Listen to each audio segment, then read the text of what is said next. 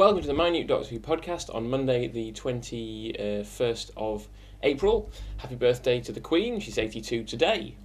And obviously, since the last podcast, a new series of Doctor Who has begun, Series 4.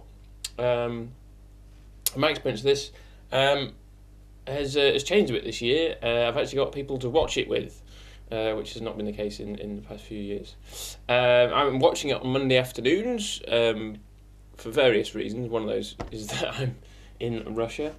So Planet of the Ood this afternoon after I finish recording this podcast.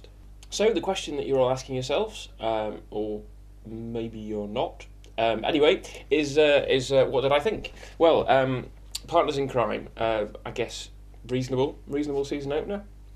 Definitely better than New Earth. Don't think quite as good as last year's Smith and Jones. There's a lot on Russell T Davies's shopping list for this episode, and I think perhaps just a little bit too much there. Interestingly enough, the friends I was watching it with didn't realise that the Doctor and Donna were working on their own, and consequently quite surprised by the whole mime scene bit where they met up. Actually, I think we were all quite surprised by that scene. But the big thing for me about Partners in Crime is the appearance of Bernard Cribbins. Now, for me, Bernard Cribbins is representative of four things. He narrated The Wombles and the Sylvanian Families video that my sisters had. Oh, I'm so uncomfortable, and there's food everywhere. I think there'd be more room if I ate the cake.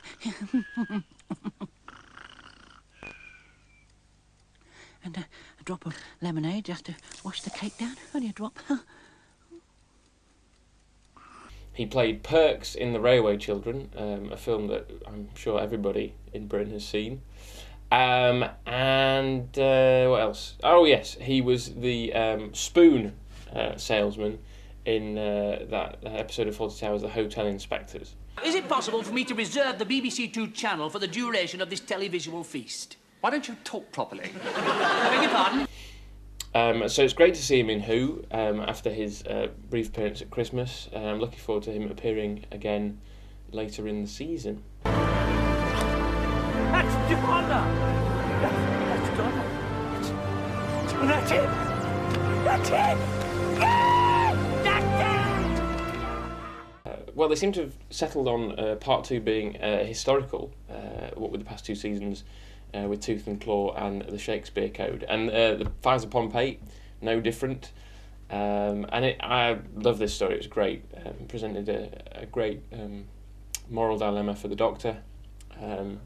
Showed Donna facing up to this life that she's sought out for so long, and now she's got it. There are some downsides. Still not sure about Donna. She's a lot better than she was in The Runaway Bride, and I hope to warm to her over the next few weeks. I've just watched it again, actually, and I have to say that the Asterix gags, I think, work better on me this time, having watched Confidential. I'm a big fan of Asterix, and think that the gags work a lot better on the page, but again, I'm coming around to that one. And overall, that just made my enjoyment of the episode increase.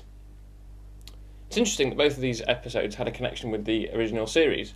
I'm sure most of you didn't fail to spot the connection to the Romans in Fires of Vulcan. Have you been here before then? Ages ago.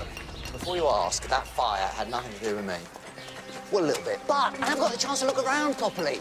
I hope this story soon turns up in the DVD schedules, but if you haven't seen it, until then, find yourself a VHS copy. What you might not have noticed is the connection between City of Death and Partners in Crime, and I myself wouldn't have noticed it if I hadn't just watched City of Death. It's all to do with level 5 planets. Seeding a level 5 planet is against galactic law. It's a very sophisticated device for a level 5 civilization. That's never the product of Earth's civilization. I've no idea of how many people are actually watching the podcast. I do know that since I launched the site a couple of months ago, I've had 133 visits to the site, of which 30 have been in the last month.